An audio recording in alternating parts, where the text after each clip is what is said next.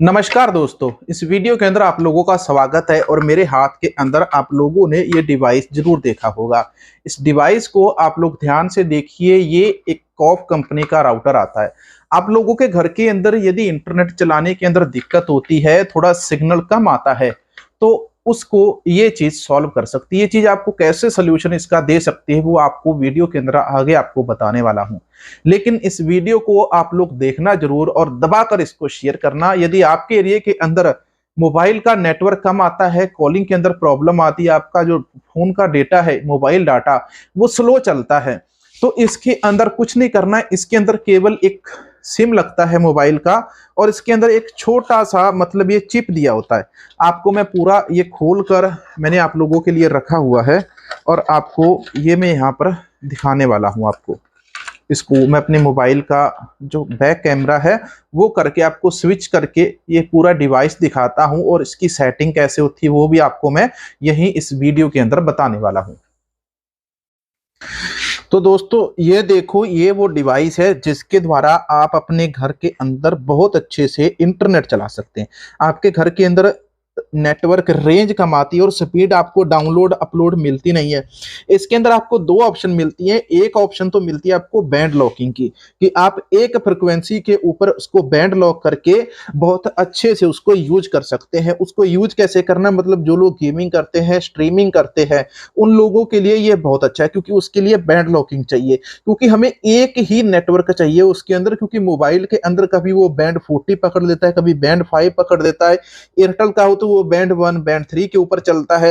लेकिन हमें एक जैसा एक बैंड का नेटवर्क चाहिए स्टेबल। जियो के अंदर बैंड 5 के ऊपर चलता है वो नेट, और एयरटेल के अंदर चलता है बैंड 3 के ऊपर वही स्टेबल नेट, जिसके ऊपर आपको अच्छी पिंग मिलती है, अच्छी डाउनलोड और अपलोड स्पीड मिलती है। लेकिन बैंड 40 के अंदर एयरटेल और जियो दोनों के अंदर आपको डाउनलोड स्पीड ज्यादा मिलती है, उसमें अपलोड स्पीड बिल्कुल नहीं मिलती है। ये मतलब अपनी सिम है जो यहाँ पर लगती है, ठीक है। इसके अंदर यहाँ पर ये एक छोटा सा पोर्ट आपको दिखाता हूं मैं, जूम करके थोड़ा सा। ये देखो,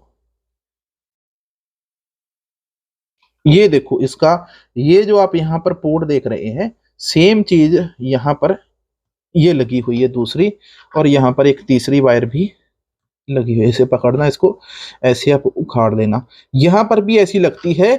एक कनेक्टर आता है, वो आपको अमेजोन से मिल जाएगा, उसे BFL कनेक्टर कहते हैं।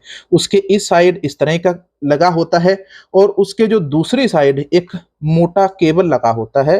वो भी मैं आपको आने वाले वीडियो के अंदर जरूर बता दूंगा कि वो कैसा होता है। मतलब ये आपको ओवरऑल अभी मैं यहाँ पे कॉमन सी चीज दिखा रहा था, कि ये जो है, ये इसके अंदर दो एंटीने होते हैं। इसमें से दो तो होते हैं नेटवर्क फैलाने के लिए, आपके घर के अंदर वाईफाई फैलाने के लिए। एक होता है मेन अंटीना, उसके ऊपर यहाँ पर इस साइड होता है, वो उसको मेन लिखा होता है। ये आपका बाहर से नेटवर्क खींचने के लिए होता है। इसके अंदर एक अंटीना होता है, तांबे की पत्तियां होती हैं। ये पूरा खोल के मैंने देखा हुआ है, यूज किया हुआ है। और इसके अंदर बड़ी अच्छी स्पीड आती है, बहुत ही अच्छा इसके अंदर नेट चलता है।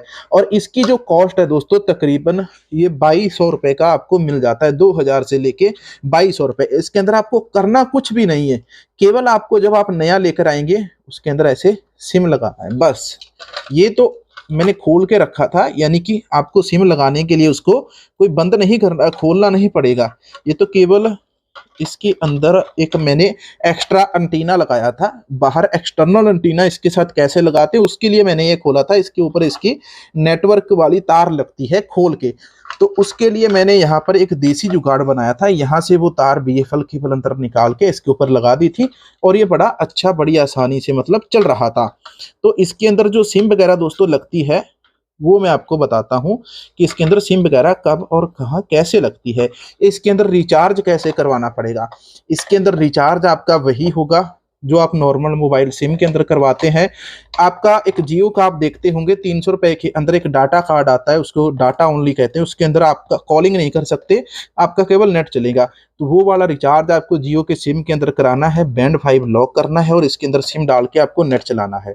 इसकी सेटिंग के लिए इसकी वेबसाइट पे जाना है, यहाँ से इसकी सिम लगती है। रीसेट करना है तो उसके लिए यहाँ पर, और इसका जो ID और पासवर्ड होता है वो यहाँ पर इसके पीछे लिखा होता है। हर एक के पीछे यही लिखा होता है तकरीबन, लेकिन आप उसको बाद में चेंज कर सकते हैं, ठीक है। आइए अब हम आते हैं अपने मेन कैमरे पर। जी भाई, तो अब हम आ चुके हैं अपने मेन कैमरा के ऊपर। देखो, इसे कहते हैं कॉप कंपनी का डिवाइस। यही क्यों बेस्ट है, मैं आपको यही क्यों दिखा रहा हूं, क्योंकि और बहुत सारी कंपनियां हैं जिसके अंदर आप इंटरनेट के ऊपर टीपी लिंक नाम की एक कंपनी देखते होंगे। टीपी लिंक का एक राउटर आता है जिसके अंदर सिम लगता है, वो आता है 6,000 रुपए का, जो नॉर्मल है, लेकिन उसके अंदर बैंड लॉक नहीं होगा।